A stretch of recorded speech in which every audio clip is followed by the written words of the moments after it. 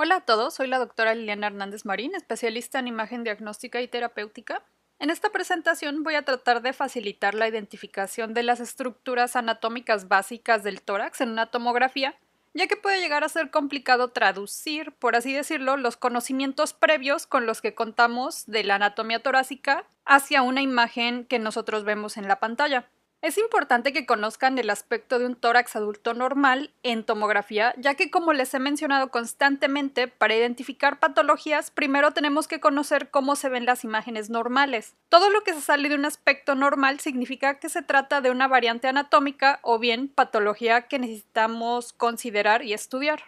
Recordemos que la tomografía es un estudio que utiliza radiación ionizante similar a los rayos X que utilizamos para una radiografía, solo que aquí las dosis de radiación son mayores en comparación con las de una radiografía. En tomografía, básicamente nosotros colocamos a un paciente sobre una mesa de exploración, la cual entrará a esta estructura que se llama gantry, en donde girará alrededor de un paciente un tubo de rayos X y receptores que formarán la imagen. Podemos pensar que se obtienen rebanadas del paciente como si fueran rebanadas de pan. Estas imágenes, como pueden ver, se seleccionan en un plano axial. En la descripción del video les dejo el link correspondiente a la introducción a tomografía, en donde hay más información por si gustan. Entonces, el estudio lo obtenemos en plano axial. El plano axial corresponde a seccionar a nuestro paciente en secciones superiores o cefálicas e inferiores o podálicas. A partir de este plano axial, la computadora puede reconstruir las imágenes coronales que seccionan al paciente de adelante a atrás, así como imágenes sagitales que seccionan al paciente de derecha a izquierda. Para el estudio de la tomografía de tórax utilizamos principalmente dos ventanas, la ventana de tejidos blandos o mediastinal y la ventana de tórax. Con la ventana mediastinal podemos observar todas las estructuras sólidas. Si nosotros administramos medio de contraste intravenoso, vamos a poder visualizar los vasos y algunos órganos sólidos con una densidad mayor o más blanca o hiperdensa. Algunas estructuras, como los músculos, van a tener densidad intermedia o gris. Los pulmones, ya que contienen aire, tienen una baja densidad y son de color negros o hipodensos. Con una ventana pulmonar, lo que buscamos es observar de manera detallada los pulmones, ya que vean cómo en ventana de tejidos blandos estos realmente son negros y nada más es posible visualizar vasos pulmonares. Pero vean cómo en una ventana pulmonar, el parénquima pulmonar, que está formado por múltiples tejidos y sacos alveolares, se diferencia del aire totalmente, e inclusive podemos observar vasos pulmonares con mayor detalle. Recapitulando un poco de las clases introductorias, quedamos ya que la imagen que obtenemos es una, entre comillas, rebanada en plano axial de nuestro paciente. En la pantalla esto se refleja como una imagen, en donde esta parte corresponderá a la porción anterior del paciente, esta la porción posterior, por eso vemos aquí la columna vertebral. Siempre vamos a considerar que esta es la parte derecha del paciente y esta es el lado izquierdo del paciente. Lo de las ventanas pareciera no tener importancia, pero veamos cómo aquí en esta imagen axial en tomografía con medio de contraste en ventana para tejidos blandos, observamos esta imagen y en general el resto de los pulmones negros, significando que existe aire en su interior. Con la ventana pulmonar podemos identificar con detalle esta lesión que corresponde a una cavitación neumónica. Vean además cómo podemos ver vasos pulmonares, los cuales no podíamos identificar con la ventana anterior. Si ustedes no revisan un ataque de tórax en su ventana pulmonar, se están perdiendo de muchísimos detalles que puede contener su estudio. Para la visualización de las estructuras vasculares en el tórax utilizamos medio de contraste, el cual, como su nombre nos indica, permite ver con mayor contraste o diferencia de colores, en palabras simples, las estructuras vasculares. La TAC se tiene que realizar sin movimiento, por lo que inclusive el movimiento de los latidos del corazón puede afectar nuestra imagen. Vean estas imágenes, cómo se forman algunas como líneas que nosotros llamamos artefactos. Estos se forman por el movimiento del corazón en sístole y diástole. Estas imágenes pueden simular patología, por ejemplo, disección de vasos. Si nosotros sincronizamos nuestro estudio con un electrocardiograma y administramos un cronotrópico negativo, muchas veces bloqueador de beta receptores, podemos obtener una imagen más real de las estructuras. Observen cómo inclusive podemos visualizar válvulas cardíacas. Nosotros podemos obtener imágenes del contraste en los compartimentos que nosotros elijamos dependiendo del tiempo en el que se realice el estudio. Deben de asumir que casi siempre el estudio que se realiza en casi todos los lugares es únicamente una TAC contrastada sin sincronización, ya que la TAC cardíaca con sincronización requiere de equipo especial y además entrenamiento especial, por lo cual necesitan indagar en sus hospitales si hay personal técnico que tenga el entrenamiento para realizarla. Con la cardioTAC sincronizada con electrocardiograma podemos inclusive visualizar las arterias coronarias y detectar sitios de estenosis, por ejemplo, estos generados por placa de ateroma sin calcio, como vemos aquí, y placa de ateroma con calcio, como vemos aquí en esta placa hiperdensa que corresponde a una placa de ateroma calcificada. La vía aérea en relación a la tráquea la observamos como una imagen tubular de aproximadamente 2 centímetros de diámetro, la cual alrededor del nivel de la vértebra T4-T5 se bifurca, y esto lo conocemos como carina traqueal. A partir de aquí se origina el bronquio principal derecho y el bronquio principal izquierdo. El bronquio principal derecho tiene una disposición más vertical y continua con la tráquea, en comparación con el bronquio principal izquierdo, el cual está discretamente horizontalizado. Podemos identificar en este plano coronal al bronquio principal derecho bifurcándose en el bronquio del lóbulo superior derecho y el bronquio intermedio. Aquí vemos en esta imagen axial los dos bronquios principales del lado derecho y del lado izquierdo. Los vasos pulmonares los vamos a observar como estas estructuras que se ramifican e incrementan su calibre desde el centro del tórax hacia las porciones periféricas. Esta imagen se encuentra reconstruida con una técnica que llamamos proyección de máxima intensidad o MIP. Es por eso que podemos ver una sección gruesa de los vasos pulmonares y no solo una rebanada, digamos, de una imagen. Aquí lo que estamos viendo son múltiples rebanadas o cortes sumadas para facilitar la visualización de los vasos. En imágenes axiales generalmente van a observar a los vasos pulmonares como círculos hiperdensos o blancos, como vemos aquí, o como pequeñas ramas, como esta, por ejemplo. Las arterias pulmonares, estos círculos hiperdensos, van a ir acompañadas siempre de un bronquio, como vemos aquí, este anillo que se encuentra de forma adyacente, y de forma normal la arteria siempre debe ser de mayor calibre que el bronquio que la acompaña.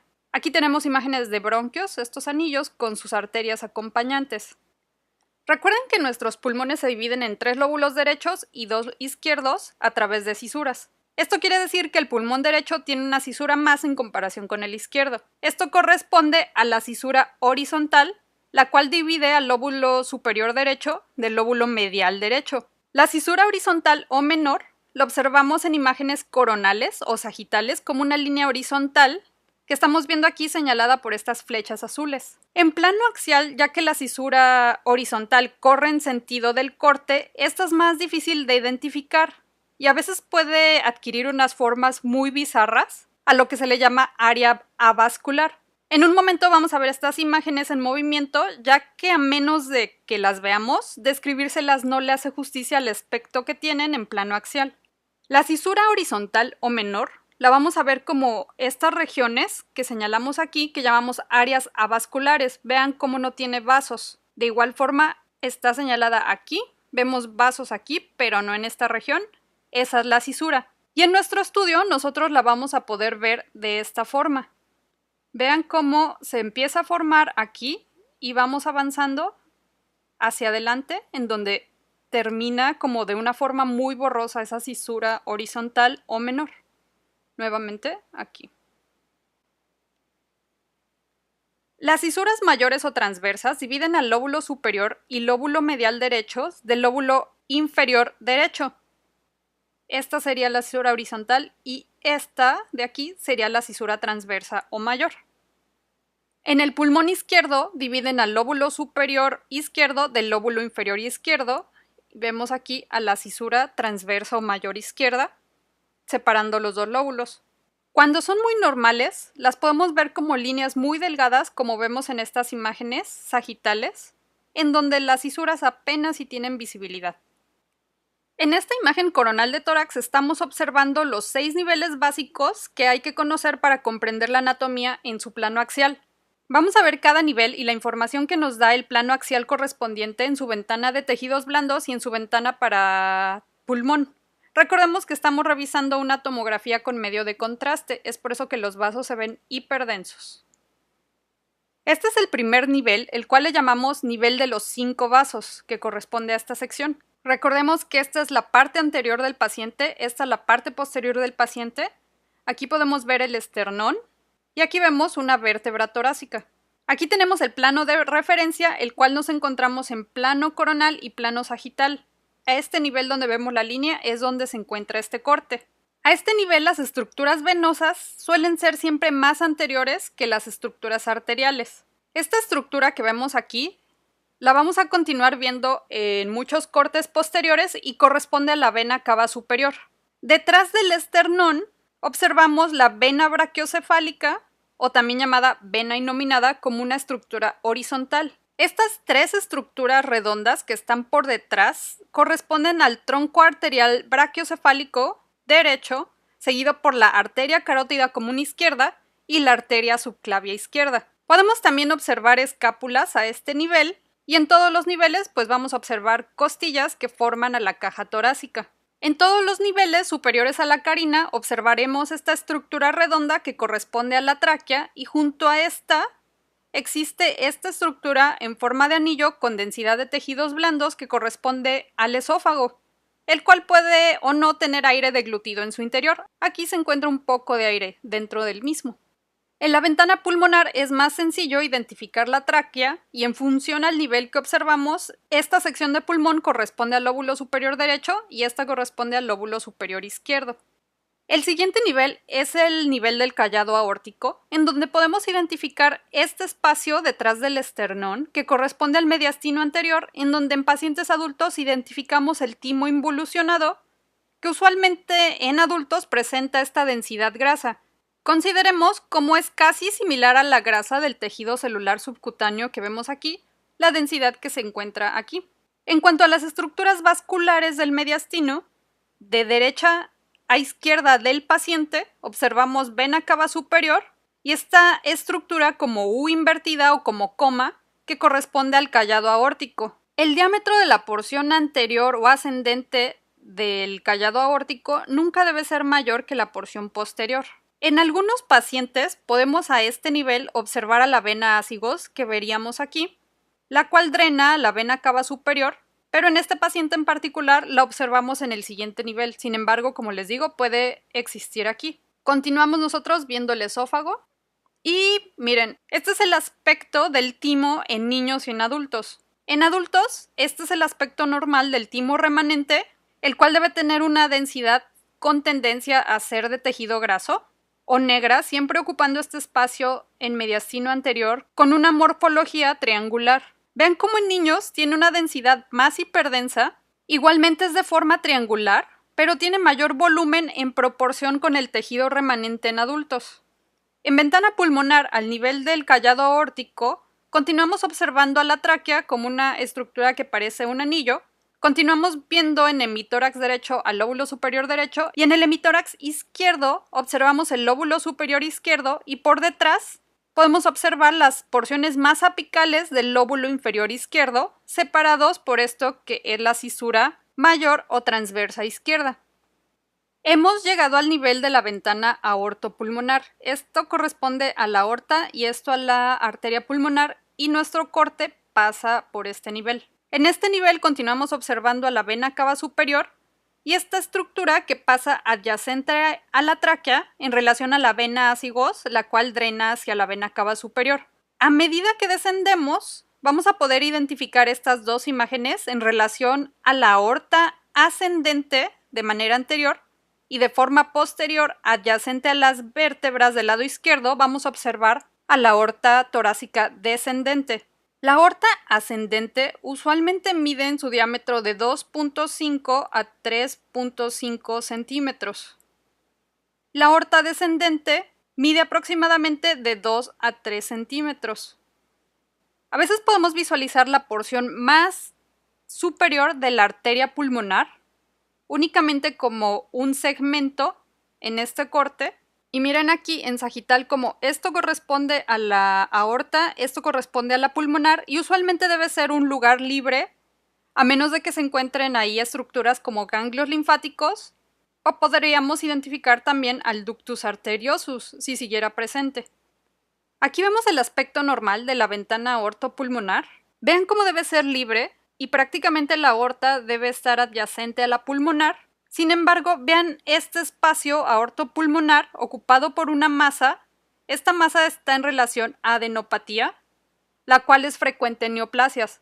Vean cómo aquí esta masa incluso comprime a la arteria pulmonar. Es por eso que en plano axial, aquí podemos observar la porción más superior de la arteria pulmonar, pero en este paciente observamos únicamente la masa. En sí es normal observar algunos ganglios en el mediastino, los cuales observamos como estructuras reniformes o en forma de frijol, las cuales medimos en su sentido más corto, como veríamos aquí. Como regla, estos ganglios, que únicamente son estructuras ovales o redondas, deben ser menores de 10 milímetros.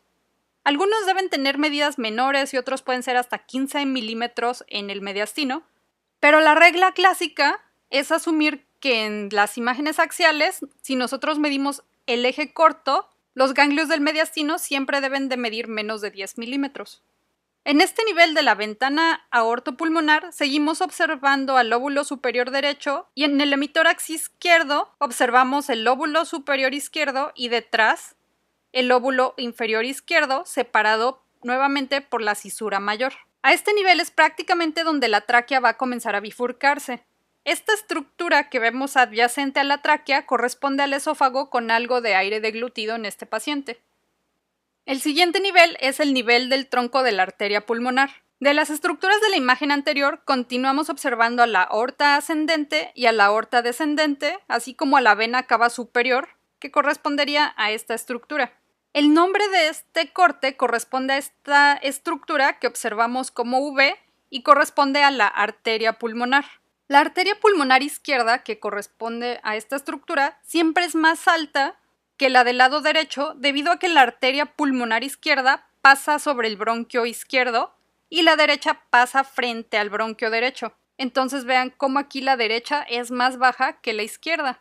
De forma axial, esta sería la rama derecha de la arteria pulmonar y esta sería la rama izquierda de la arteria pulmonar. Casi frente a las vértebras observamos esta pequeña estructura redonda que corresponde a la vena azygos y continuaremos observando hacia planos inferiores en las imágenes subsecuentes. En este nivel, en ventana pulmonar, podemos observar el bronquio principal derecho y el bronquio principal izquierdo, y usualmente, hacia niveles inferiores, la parte distal del bronquio derecho va a corresponder al bronquio intermediario. En este caso vemos una pequeña sección aquí. En el hemitórax derecho podemos ya observar al lóbulo inferior derecho en la porción posterior y continuamos observando las porciones más inferiores del lóbulo superior derecho. En el hemitórax izquierdo observamos el lóbulo superior izquierdo adelante y hacia atrás al lóbulo inferior izquierdo, separados por la cisura transversa o mayor. Del lado derecho, la cisura transversa correspondería a esta estructura que vemos aquí.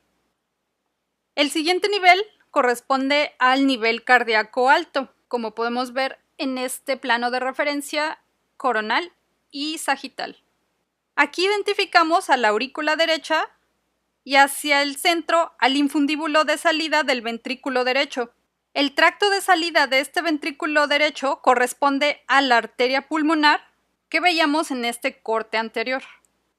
En el polo opuesto a este infundíbulo de salida del ventrículo derecho, observamos a la aurícula izquierda, la cual ocupa este espacio posterior y central. Podemos observar una o más venas pulmonares entrando a la aurícula izquierda. En este caso, estas corresponden a las venas pulmonares inferiores. Del lado izquierdo, con una imagen de pared gruesa, vamos a ver al ventrículo izquierdo. El tracto de salida de este ventrículo izquierdo corresponde a la raíz aórtica, que es esta imagen que vemos al centro de estas 4 cámaras. Frente a las vértebras observamos a la aorta descendente y continuamos observando a la vena azygos. En ventana pulmonar podemos observar ya el lóbulo medial derecho, persiste el lóbulo inferior derecho y en el hemitórax izquierdo observamos al lóbulo superior izquierdo y lóbulo inferior izquierdo como veíamos en las imágenes anteriores. Aproximadamente las cisuras transversas o mayores, la del lado derecho estaría aquí y la del lado izquierdo aquí.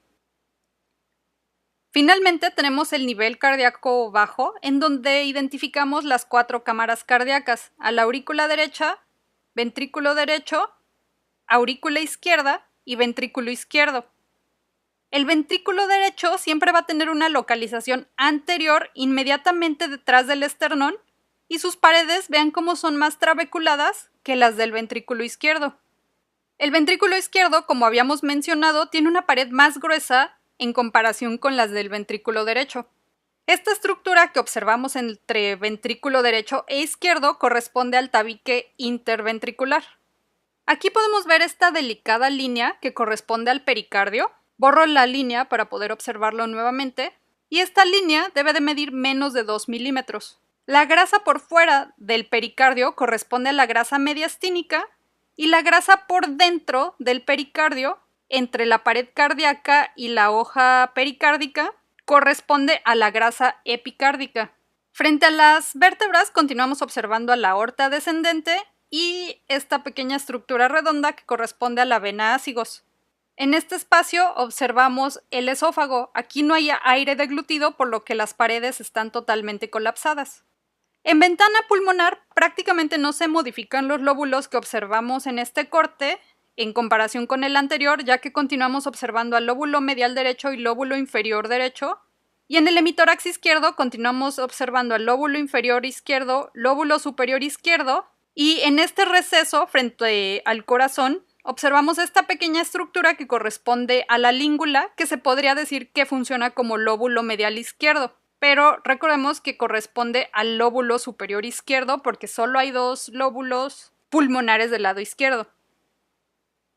Si ustedes recuerdan todas las estructuras anatómicas que vimos en los cortes anteriores, van a poder localizar de una manera más fácil las estructuras anatómicas en una tomografía.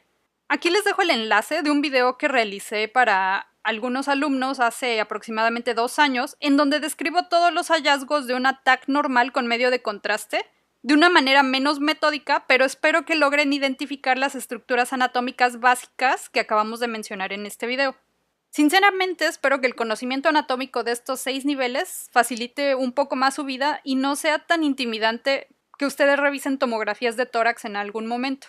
Porque recuerden que imagenología realmente es solo aprender a ver cómo se ven las cosas de una manera normal. Todo lo que salga de la normalidad es o una variante anatómica o patología. Es todo por el momento y les deseo un buen día.